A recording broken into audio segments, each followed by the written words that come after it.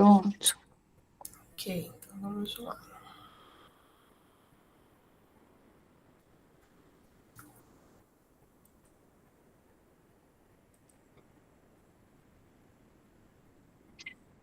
A Suane estava antes? Tava sim, Unifespa. Tá. Lorena também. Camila Leal.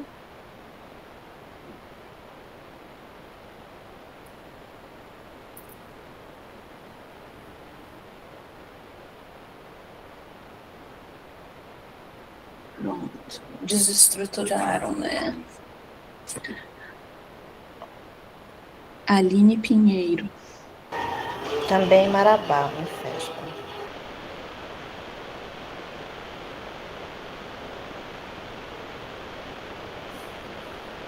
Acho que era um pouquinho mais adiante, né, Pera? Pera aí. Vai ficar assim.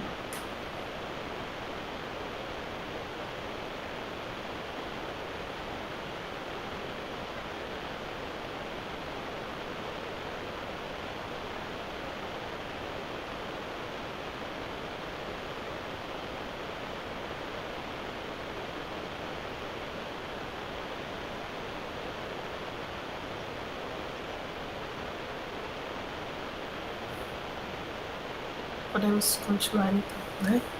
Isso. Eu fiquei aqui distraída, perdão, pessoal. Vamos lá então, dando continuidade, né? Alguns autores aqui moçambicanos. Então temos aí da primeira geração, né, José Craveirinha, Noêmia de Souza, Mongolone Pacacosa, depois a gente tem a Paulina Chiziane, que nos é contemporânea, né? Esses outros não são contemporâneos a partir, né, do Ungulano Bacacosa, então Paulina Chiziane, Nelson Saúde, Aldino Nhanga, Suleima Cassamo e Uniel Couto. E veremos algumas temáticas e conceitos, né, que é a identidade, a oralidade, a resistência, o colonialismo, tradição e modernidade, e o realismo animista. Eu vou tentar ser breve, né, para otimizar um pouco mais do tempo da gente, para que quando chegue às 9 a gente tenha conseguido contemplar a pauta, né, do dia. Então, sobre a decolonialidade, Nelson Maldonado Torres, ele destaca o seguinte, né? A independência, todavia, não necessariamente implica a descolonização, na medida em que há lógicas coloniais e representações que podem continuar existindo depois do clímax específico dos movimentos de libertação e da conquista de independência. Então, nesse contexto de decolonialidade, como um contexto, né, oferece dois lembretes. Então, primeiro, mantém-se a colonização e suas várias dimensões claras no horizonte de luta, ou seja, então, mesmo após a independência, ainda é preciso lutar contra essa questão da colonização, pois os valores e os ideais permanecem, né, pois foram propagados por muito tempo. E o segundo serve como uma constante lembrança dessa questão, né, de que a lógica e esses legados do colonialismo podem continuar existindo mesmo depois do fim da colonização formal e, né, da conquista da independência econômica e política. Então, é por isso que o conceito de colonialidade desempenha um importante papel em várias formas de trabalho intelectual, ativista e artístico atualmente. É um conceito também que está presente, então, em nossas análises das literaturas africanas de língua portuguesa. Quanto ao conceito de identidade, né, de acordo com Stuart House, as culturas nacionais, ao produzir sentido sobre a nação, sentido com os quais podemos nos identificar, constroem identidades, porque esses sentidos estão contidos nas histórias que são contadas sobre a nação, memórias que conectam o seu presente com o seu passado e imagens que delas são construídas. Então, nessa produção literária moçambicana, essa busca pela identidade parte desse princípio, né, de reconstrução das identidades, aquilo que os une, então as memórias, a tradição, os costumes, a ancestralidade, então são elementos fortemente presentes nesses textos. Então, para Brugione, Eu havia até separado aqui os livros, mas são tantos, eu os perdi aqui de vista. Eu queria mostrar para vocês. Acá, mas enfim. Como sobre a oralidade, né? Como termo oralidade, que eu utilizo a Helena Brugione e também a Ana Mafalda Leite. O termo oralidade, né, se pretende chamar a atenção para a dimensão intertextual e interdiscursiva que caracteriza a fisionomia da escrita literária quando esta convoca repertórios narrativos de matriz oral. Então, aquelas narrativas que pertenciam à oralidade passam, então, a serem registradas, escritas, né, representadas, a integrar o texto literário moçambicano. E aqui tem um trechinho de uma entrevista do Mia Couto, que ele vai falar sobre essa questão da oralidade, né, moçambicana, e como se ele tivesse tido uma autorização para utilizar essa oralidade a partir da influência da literatura de Guimarães Rosa. Porque não sei, né, lembram que eu comentei que no início houve aquele também, os preconceitos sobre a produção literária moçambicana, né? Então há um certo receio de se pode fazer dessa forma, de utilizar a língua portuguesa dessa forma. Então esse contato com a literatura do Guimarães Rosa, não só do Guimarães, mas também de Jorge Amado, João Baldo Ribeiro, outros escritores da nossa literatura foram importantes também nessa reconstrução, né, linguística, essa subversão linguística também, né? Da língua portuguesa que estavam, né, se formando em Moçambique, a partir, né, dos textos literários, dessa experiência literária. Então, eu publiquei minhas primeiras histórias sem conhecer Guimarães Rosa, que vim a conhecer por meio de Landino Vieira, um escritor angolano muito influente pela prosa dele. E havia nessa época, em Angola e Moçambique, uma procura pela oralidade na literatura que já havia acontecido no Brasil, especialmente pelo Guimarães Rosa. Como estávamos em guerra, não tínhamos contato com o Brasil, mas um amigo trouxe uma cópia em xerox do livro Primeiras Histórias. Marcou-me especialmente o conto A Terceira Margem do Rio.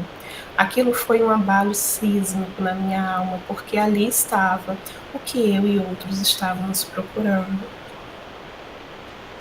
E sobre o pensamento animista, eu trago aqui, né,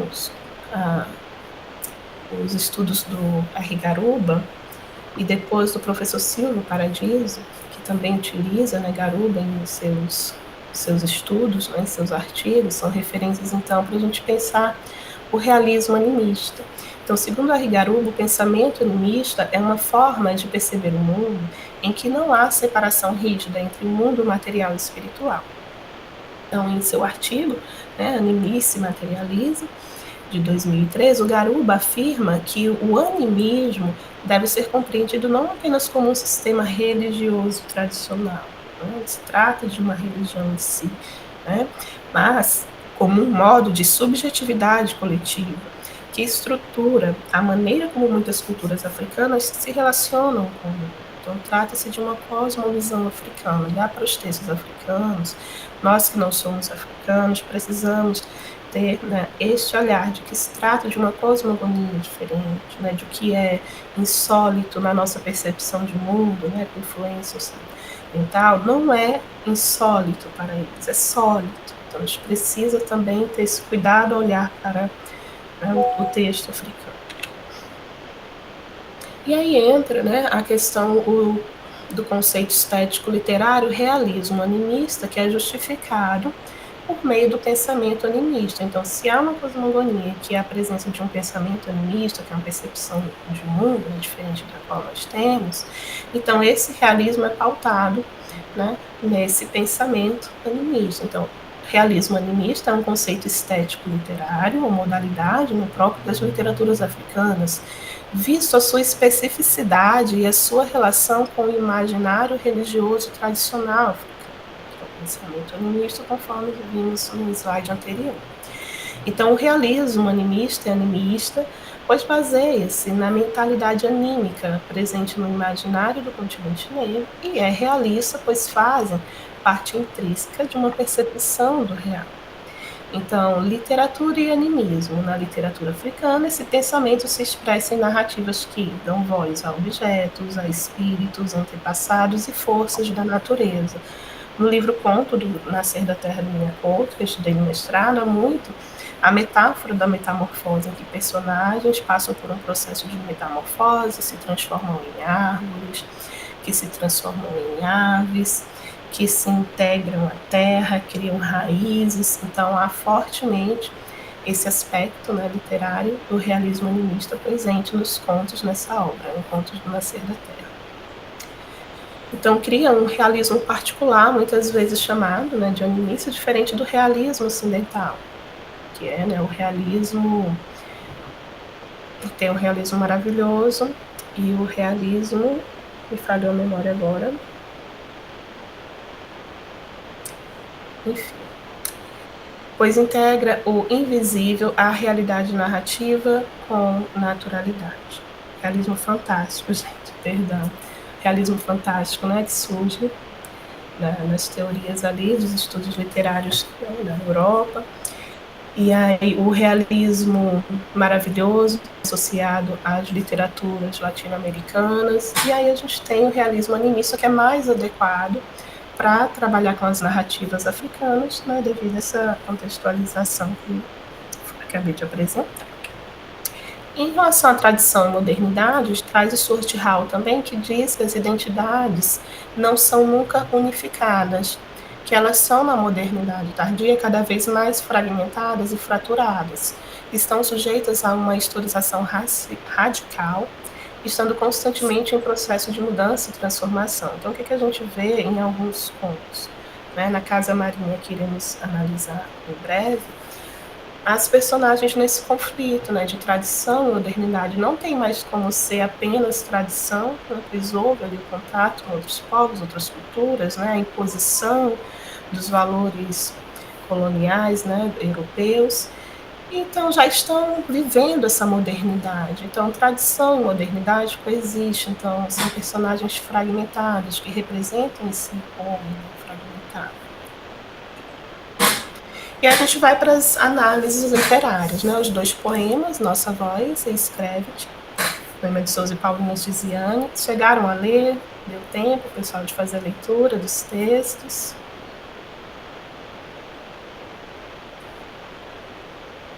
Os textos foram disponibilizados na quinta-feira, né? Então, tenho aqui os poemas, a gente faz então a leitura breve.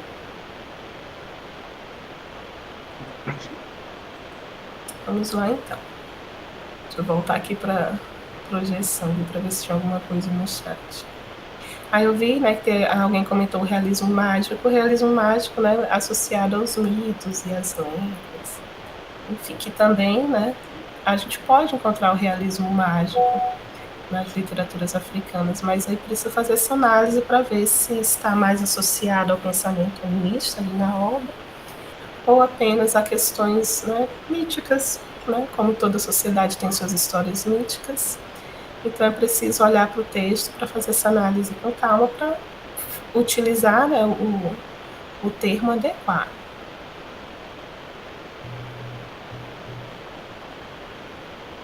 Tá, então aqui tem um trechinho de Nossa Voz, né, da Noemi de Souza.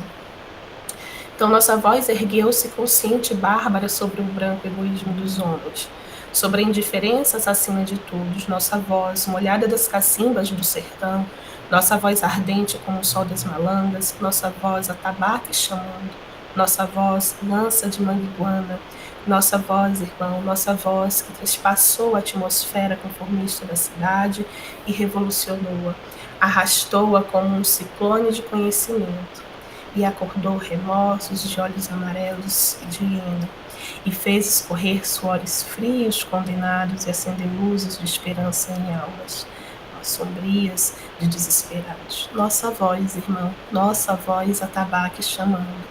Então, Noemi, né, com seu poema Nossa Voz, representa nós, lembram, né, dos primeiros slides, dessa representação literária, essa voz que chama, né, que fala do nós, a necessidade, né, da construção dessa nação. Então, a Noemi, que escreveu lá na primeira fase, né, da literatura moçambicana, no contexto de dominação colonial e de luta pela independência, onde a poesia era propagada, né, para unir forças contra o inimigo maior. Já o poema da Paulina, que é o Escreve-te, publicado em 2018, então já está nessa fase da contemporaneidade e reforma essa necessidade de recontar ainda, né, a sua história. Então, vamos aos versos. Escuta o que dizem os livros de história. Bravos generais, batalhas fatais, conquista total, troar de canhões, cavaleiros destemidos, heróis, negros em debandada como rato se viu. Então, aqui ela já mostra o que a gente viu também, né, na produção da literatura colonial. Então, olha para os livros de história. E, infelizmente, muitas vezes a gente ainda encontra essas informações nos livros de história exaltando a cultura europeia e colocando ainda, né, os negros em segundo plano, e às vezes nem entra a história dos povos negros, né? Então, livro de história é esse lugar de verdades e mentiras que exalta vitórias imaginárias e batalhas fantasmas, subvertendo a verdade histórica com letras do alfabeto, com as vaidades e fantasias editadas pelos poderosos. A história deles só nos fala de bravos guerreiros, mas não diz que muitos cavaleiros foram mortos e dos cavalos que fez saboroso churrasco à volta da fogueira, né, das atrocidades. Então, escreve-te, África, a tua história é um baú lacrado aguardando o teu amor. Mira-te no espelho de Deus, retrata-te, escreve-te com verdadeiras letras de ouro no livro da vida. Não deixeis que te pequenizem nos livros, escreve-te, resgata a tua identidade nas ruínas da memória e desconstrói as imagens com que te retratam. Sejas tu mesmo senhora e dona da tua verdade. Dignifica o teu ser com o labor das tuas mãos. Projeta-te na sagrada dimensão e perfeição divina. Mostra ao mundo inteiro que és filha de Deus. Então aqui, né, fortemente, o pensamento também liminar defendido por, né, Walter Mignolo, essa perspectiva decolonial, de contar, né, a sua história, de recontar a história a partir da perspectiva, né, de si. Algum comentário a respeito dos poemas? Alguém gostaria de fazer algum comentário?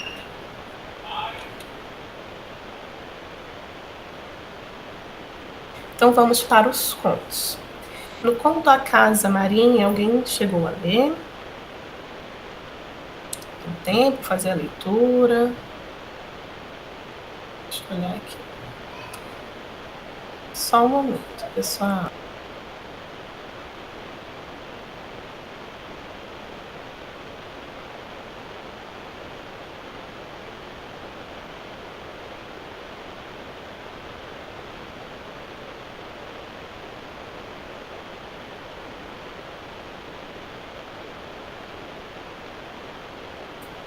Retornei. Bom, então no conto Casa Marinha, deixa eu voltar aqui para a projeção. Nós temos, né, que é a temática da tradição e modernidade. O narrador é um jovem, né, já na fase adulta, ele relembra um fato, né, do passado. E ele vai contar sobre um senhor, né, um velho que ele conheceu. Então a gente tem um narrador, né, em primeira pessoa, o foco narrativo também em primeira pessoa. Então tem a alternância entre o discurso direto e o indireto, né? Esse narrador revive o passado e compartilha com o leitor. A narrativa já começa com um provérbio, e a gente vê a questão, né, da oralidade. A narrativa começa com o seguinte provérbio: o que o homem tem do pássaro inveja, saudade é que o peixe sente da nuvem. Então, esse provérbio tem uma forte relação com a característica da personagem principal, que é o senhor, né, Tiane. Então, reforça o valor da sabedoria oral e ancestral e reflete o pensamento e as ações dessa personagem, Tiane, né? Essa personagem, Tiane, é um velho solitário, ele vive afastado da aldeia, tem uma postura sábia, cautelosa, representa os guardiões da tradição ancestral africana e é considerado louco pelos demais moradores da aldeia. Daí ele viver isolado. As pessoas desacreditam dos saberes dele, não se importam mais com os saberes daquele senhor. E o jovem, que é o jovem da aldeia, que é o narrador, ele se interessa pelas ações do Tiano. Ele observa aquele senhor procurando pedacinhos de madeira na praia, ele fica curioso em saber de que se trata. E aí começa, a partir dessa curiosidade, a estreitar relações, então, com o velho Tiano, né? E esse jovem desobedece aos pais, porque os pais dizem que é para ele não ficar próximo desse senhor, porque ele era um louco, né? E a relação entre os dois torna-se um ritual de iniciação. Seria esse ritual de iniciação?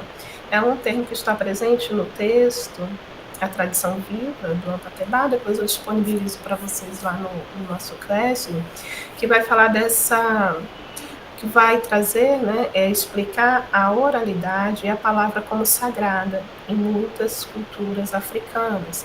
Então, o foco de todo o conhecimento ancestral estava pautado na palavra, na oralidade. Então, houve uma relação muito forte também com a memória. Então, a gente vê uma sociedade, né, que valoriza a escrita, considera aquilo que está escrito. Em outras culturas, é a fala, uma pessoa que tem palavra, isso é que é valorizado. Então, é uma relação muito forte com a memória, com a ancestralidade, com a palavra. E os rituais de iniciação aconteciam quando o jovem queria aprender, por exemplo, uma profissão. Então, ele viajava ao encontro de um senhor, de um ancião que tinha esse conhecimento, né? Seja um carpinteiro, enfim. Qualquer conhecimento, fosse da agricultura, então todos os saberes de um povo, aquilo que para a nossa sociedade encontramos, né, nas enciclopédias, nessas culturas estava sob a memória de um senhor, né? Então ele era considerado um tradicionalista. Então os tradicionalistas eram detentores dos saberes, das narrativas, das histórias daquele povo, do seu povo, das profissões, enfim. Então, um jovem, para aprender uma profissão, por exemplo, tinha que entrar em contato com esse senhor, mas ele só iria passar esses saberes caso estabelecesse entre eles uma relação de respeito, né? Então, precisava haver ainda toda essa relação, esse ritual de iniciação precisava passar por isso. Tinha que ter uma boa memória, tinha que ter, né, respeito à palavra. Então, princípios que eram precisos para que começasse esse ritual de iniciação. E a gente vai perceber isso no conto. Então, simboliza, né, no conto, a continuidade da memória. Aí tem outros personagens, né, que o adivinho, que aparece mais na frente da narrativa, já no final, e as pessoas da aldeia. E a gente vê essa temática da tradição vezes a modernidade, né? Então a aldeia representa a modernidade, com os novos hábitos, a rejeição dos saberes antigos, né? A personagem, né, o velho Tiane, representa a tradição com sua sabedoria ancestral e o pensamento animista. E o jovem é a ponte entre esses dois mundos. E o pensamento animista a gente percebe nos sinais do além-mundo. Não causam estranhamento no menino, esses sinais do além-mundo, né, que é um exemplo aí do realismo animista, então, proposto por Henri Garuba e pelo professor Paradiso, como nós vimos. O inconsciente animista, ele permanece apesar da modernidade. Então, veja, né, tradição e modernidade ali coexistindo. Aí vem a transmissão, né, do saber, o menino aprende com o velho. Ele aprende depois da resiliência, da persistência, da escuta, da paciência. Então, lembrança de Ampatebá, como me referi, os velhos só ensinam os jovens respeitosos e dignos. E no final do conto tem um adivinho que prevê algumas desgraças. Então, nesse conto, o velho está buscando pedacinhos de madeira que só aparecem depois de um longo cansaço e desses sinais de além-mundo. E a partir desses pedacinhos ele vai construir uma embarcação, a qual denomina o título do conto, né, Casa Marinha, porque esse velho pressente que já está no fim da vida. Daí também o estreitamento da relação com o jovem para passar os saberes que ele tem para este menino, para que a memória permaneça viva, né? Só que as pessoas da aldeia não entendem. E aí vem com um mau presságio nessa construção. E aí é chamada de embarcação de viagem dos forasteiros. Que aí faz pensar, né? Quem seriam esses forasteiros que viriam pelos mares? Né? Então a aldeia decide destruir essa embarcação. E o menino, com medo, acaba que abandona o velho. Não vou contar, porque possa ser que ainda não tenham lido, né? E aí fica aí a experiência de ler um conto é curtinho, são só 2 páginas. Aí tem o conto A Menina, as Aves e o Sangue. Como é só uma página, dá pra gente fazer a leitura aqui juntos, né? Nesse conto, aborda a coexistência entre mundos. Perdão, não é esse que a gente vai ler, é a Lua Vizinha, que é menor, né? Só tem uma paginazinha. Esse é a Menina, as Aves e o Sangue. A gente também tem a questão, né, do pensamento animista, do realismo animista, porque aqui representa, né, de forma metafórica, a coexistência desses 2 mundos, né, o mundo dos vivos e o mundo dos mortos, o mundo que é visível e o mundo que é invisível. É como se fosse um grande eufemismo para a morte. Essa menina, né, ela vai mudar de existência de modo tão sutil que é preciso prestar bastante atenção na narrativa para perceber nessa transição dessa jovem menina que já começa o conto a gente sabendo que ela tem, né, algum problema. O coração dela só bate de vez em quando, né? Então já tem algo aí, né, do realismo animista, algo de diferente que nos causa curiosidade. Então o narrador é em terceira pessoa que ouviu essa história. Há um espaço para a voz dos personagens, né, que é o discurso direto. Miyakoto trabalha muito com essa questão do discurso direto e com o discurso indireto livre também. Então, quais são os personagens principais, né? Mãe e filha, tem um médico também, e alguns senhores da praça. Mas as principais, né, a mãe e a filha. A filha vive com um coração que bate de vez em quando. A doença da menina intriga os médicos, mas a mãe resiste à racionalização. Então, o insólito, e lembrando que o insólito é da nossa perspectiva, né, de não africano, se instala quando a menina continua viva mesmo após ser declarada morta. Essa é a sua maneira de estar morta, que é um trechinho da fala do médico para a mãe.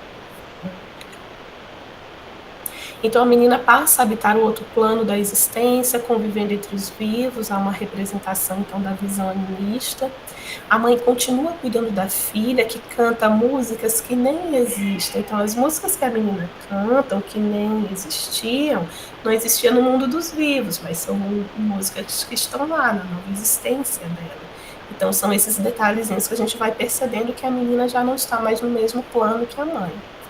A narrativa sugere uma metamorfose espiritual, né, psíquica, não é uma metamorfose física.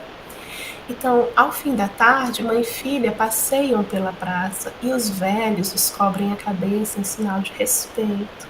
Então, aqui a gente também tem essa percepção dos mais velhos que percebem essa outra existência das meninas, né? E ao tirar o chapéu, como um gesto de respeito a essa outra existência que está a personagem. Então, os mais velhos também têm essa percepção. Então, veja, a mãe da menina só percebeu porque o médico disse, já os mais velhos, eles percebem só de olhar. Então, aqui também tem um pouco da questão, né, do saber ancestral. E o conto, então, ilustra esse pensamento animista, onde vivos e mortos coexistem com naturalidade, desafiando a lógica ocidental. E difere do realismo mágico por estar enraizado com cosmovisões africanas, não, né, em ruptura estética, mas apenas, né, por essa não em ruptura estética apenas, né, mas por essa questão de percepção também, de filosofia, de cosmogonia, né, de visão de mundo. E aí sim a gente vem para o conto A Lua Vizinha, que a gente termina o encontro fazendo a leitura, né, do conto. Então neste conto é um conto breve, poético, escrito por Miyakoto para sua filha Rita. Tem, né, o conto começa então com essa dedicatória. A narrativa mistura ternura e imaginação. É um pai que cria histórias para ajudar a filha a dormir. Então é importante ressaltar que Miyakoto nesta narrativa é um Miyakoto representado, né? Não é um Miyakoto em carne e osso, mas uma representação literária do autor Miyakoto. A partir do momento que está representado na literatura, né? Representação literária, uma personagem também, uma construção. Assim como os pintores fazem seus autorretratos, né? Então, na narrativa também tem essa autorrepresentação aí do autor. Então, o nosso narrador seria, então, né, aí a representação de Mia Couto em algum momento ali contando uma história para sua filha dormir. E aí o título já começa com uma brincriação. Esse termo é um termo que Mia Couto utiliza para se referir ao que, né, os estudiosos chamam de neologismos. Então, é brincar com o sentido das palavras. Então, lua vizinha, né, lua mais a vizinha. Então, a linguagem é marcada por neologismo com o insistonto, que é outro neologismo que tem, e luarar-se. Também iremos encontrar este neologismo no conto. Então, a história da vizinha que quer pousar na lua. Aqui que a gente vai perceber as tradições moçambicanas, a visão animista do mundo, a lua que guarda a chuva na barriga, a fusão entre sonho e realidade, a fantasia e a emoção, a metáfora do desejo, que nos transforma, mas também nos aprisiona, conforme nós iremos ver. A ave sonhadora torna-se parte da lua sem conseguir voltar e as suas lágrimas viram sereno. Então há esse final mítico que explica poeticamente a origem do sereno, evocando lendas como, né, o sonho de Ícaro, como São Jorge, seu dragão. Então o conto celebra o poder da narrativa como ponte entre pai e filha, realidade e sonho. Vamos ao conto, gente? Deixa eu botar aqui.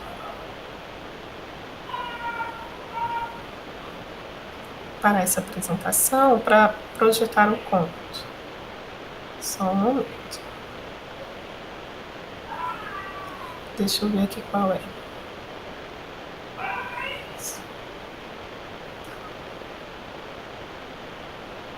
Até agora tudo tranquilo, comentários. A gente teve, né? Daqui a pouquinho a gente lê o conto, daqui a pouco a gente comenta.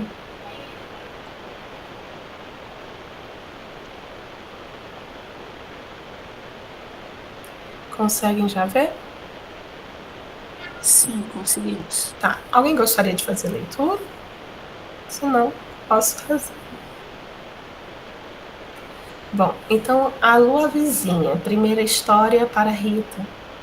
Minha filha tem um adormecer custoso. Ninguém sabe os medos que o sono acorda nela. Cada noite sou chamado a pai, invento-lhe um embalo. Desse encargo me saio sempre mal. Já vou pontuando fim na história quando ela me pede mais. E depois? O que Rita quer é que o mundo inteiro seja adormecido. E ela sempre argumenta um sonho de encontro ao sono. Quer ser lua. A menina quer luarejar. E os dois faz contarmos assim em terra e na lua. As tradições moçambicanas ainda lhe aumentam o namoro lunar. A menina ouve, em plena verdade da rua, olha, os cornos da lua estão para baixo.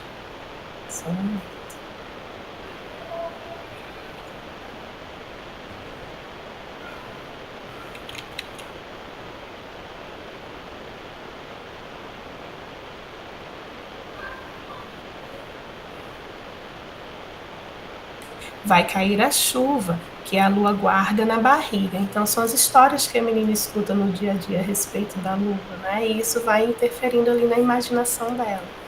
Sobretudo no momento, à noite, antes de dormir, quando ela chama meu pai.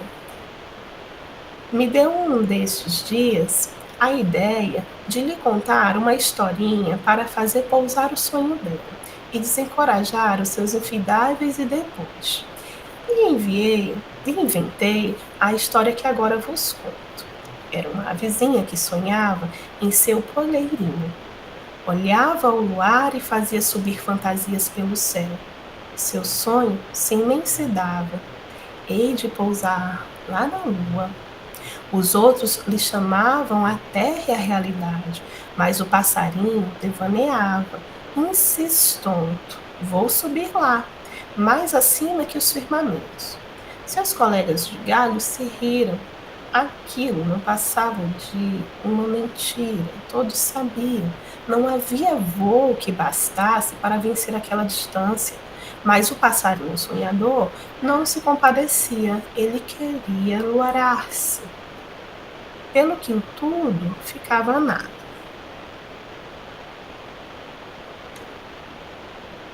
Certa noite, de lua inteira, ele se lançou nos céus, cheio de sono, e voou, voou, voou, perdeu conta do tempo. Em certo momento, ele não sabia se subia, se tombava. Seus sentidos se enrolaram uns nos outros. Desmaiou ou sonhou que sonhava? Certo é que seu corpo foi sacudido pelo embute de um outro corpo e pousou naquela terra da lua, imensa savana pétrea. A ave contemplou aquela extensão de luz e ficou esperando a noite para adormecer, mas a noite nenhuma chegou. A lua não fez dia nem noite, é sempre luz. O pássaro, cansado da sua vigília, quis voltar à terra. Bateu as asas, mas não viu seu corpo se suspender. As asas não tinham convertido em luar. As asas se tinham convertido em luar. Com o bico desalisou as penas, mas as penas já nem eram, agora simples reflexos, rebrilhos de um sol coado. O pássaro lançou seu grito, esses que deflagrava antes de se erguer nos céus, mas a sua voz ficou na intenção. A ave estava emudecida, porque na lua o céu é quase pouco, e sem céu não existe canto. Triste, ela chorou. Mas as lágrimas não escorreram, ficaram pedrinhas na berma. Da pálpebra, cristais de prata. A vizinha estava cativa na lua, aprisionada em seu próprio sono. Foi então que ela escutou uma voz feita de ecos. Era a própria carne da lua falando. Eu sonhei que tu vinhas cantar-me. E por que me sonhaste? Porque aqui não há voz vivente. Eu também sonhei que haveria de pousar em ti. Eu sei, agora vais cantar em um ar. Eu sonhei assim, e nenhum sonho é mais forte que o meu. É assim que ainda hoje se vê, lá na prata da lua, a pupila estrelinhada do passarinho sonhador, e nenhuma criatura, a não ser a noite, escuta o canto da avezinha enluarada. Sobre as primeiras folhas da madrugada, tombam gotas de cacimbo, são lágrimas do pássaro que sonhou pousar na lua. E depois, pai? Então, assim termina, o conto A Lua Vizinha. Deixa eu voltar para o nosso slide. Algum comentário a respeito do conto? Fiquem à vontade. Lindo, né, esse conto? Bom, então já estamos encaminhando, para o fim. Vou apresentar aqui para vocês só a conclusão dos nossos slides. A gente, qualquer coisa, abre os comentários. Se já quiserem fazer comentários, fiquem à vontade, a respeito do conto, enfim. Ou dos poemas. Aqui algumas das referências que comentei, nem todas. Aqui, por exemplo, Eurídice Figueiredo, sobre identidade, não cheguei a mencionar, mas depois a gente vai ver essas referências nos próximos encontros.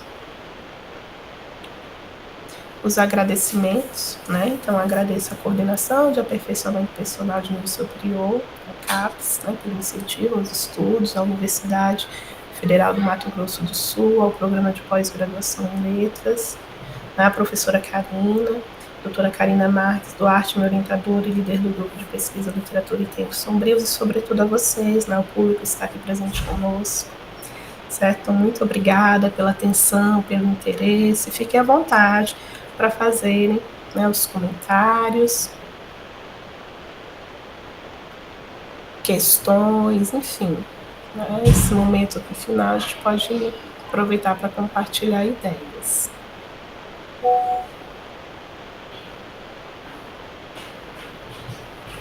Aqui no chat, né, Laira, né, me lembram muitas histórias de avós, essas que são ditas, né, em fogueira, verdade. Quando eu li o Mia Couto, eu lembrei das histórias que meu avô contava. Eu morava na roça, né, e era justamente desse jeito, lá não tinha energia, né, meu avô materno. E aí a gente fazia as fogueiras, assava milho, ele contava essas histórias que, né, literatura popular brasileira, e depois eu fui percebendo que tinha muita coisa em comum com as literaturas moçambicanas, né, justamente porque essas narrativas também fazem parte da nossa história.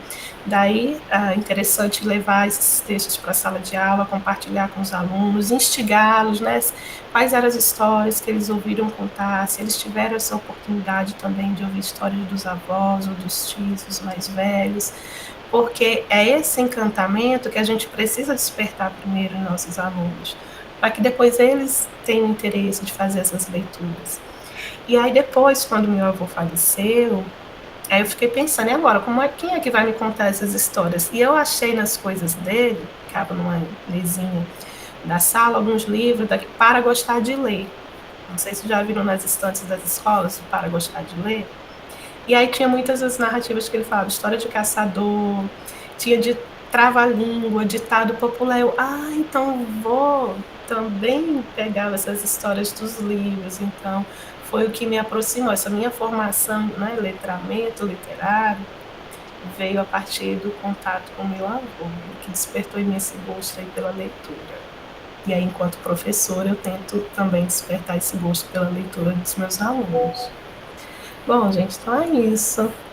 Espero que tenham gostado, né? Peço desculpa pelo, né, o inconveniente, mas tudo é aprendizado, né? Então, dos próximos encontros, a gente foca, né, as inscrições apenas, né, direciona para os e-mails institucionais, e aí a gente evita, né, certos problemas. Mas, no mais, é um prazer compartilhar com vocês um pouquinho do meu estudo, espero que tenha contribuído de alguma forma. E aí nos encontraremos, então, no dia 24 deste mês, né, de maio, com o tema, né, serão análises de poemas. Iremos trabalhar alguns poemas que estão nesta obra, depois vou digitalizar e compartilhar com vocês, O Brasil na Poesia Moçambicana Portuguesa. São alguns poemas, né, feitos em homenagem a escritores brasileiros, como o poema A Jorge Amado, né, da Noêmia de Souza, além de outros, poema de João, então a gente vê aqui, né, João Ribeiro, então são algumas produções literárias, Drummond de Andina, que é um poema de Luiz Carlos Patraquim, quase que não sai. Patraquim, isso. Patraquim.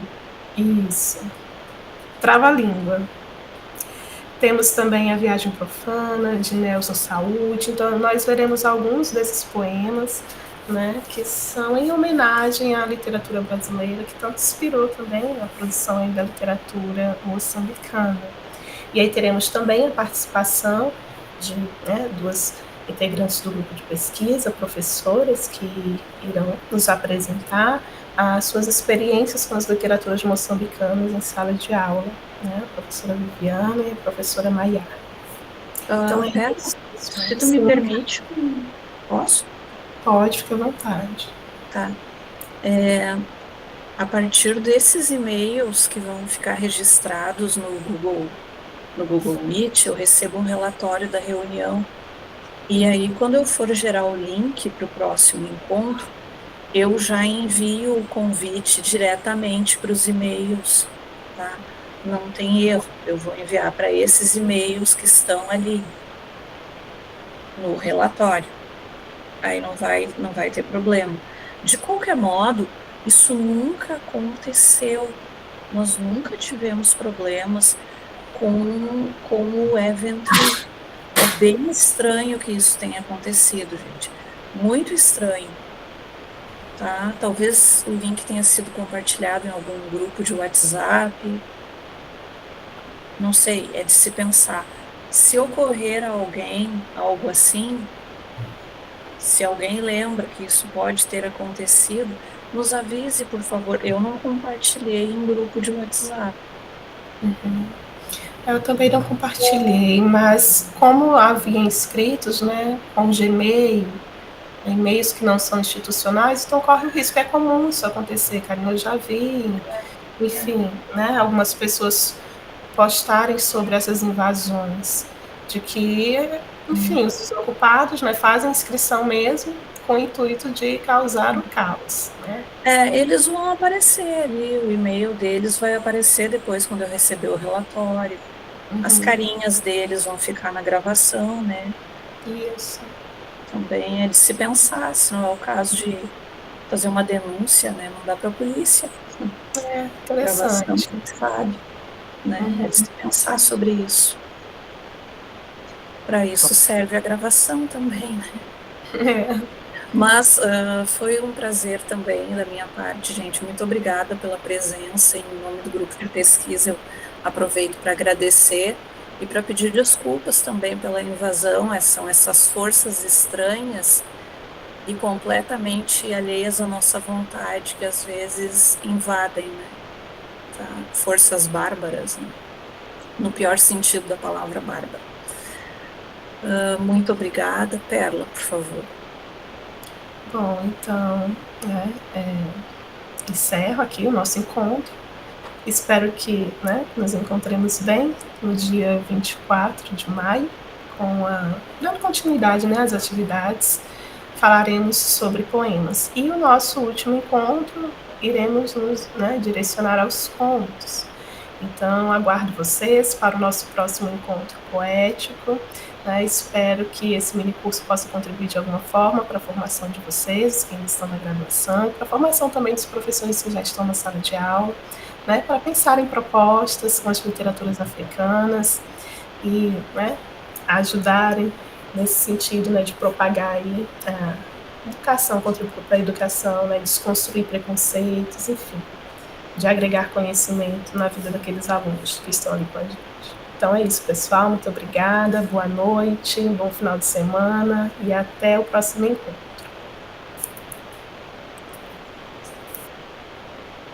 Tchau, tchau. Boa noite. Tchau.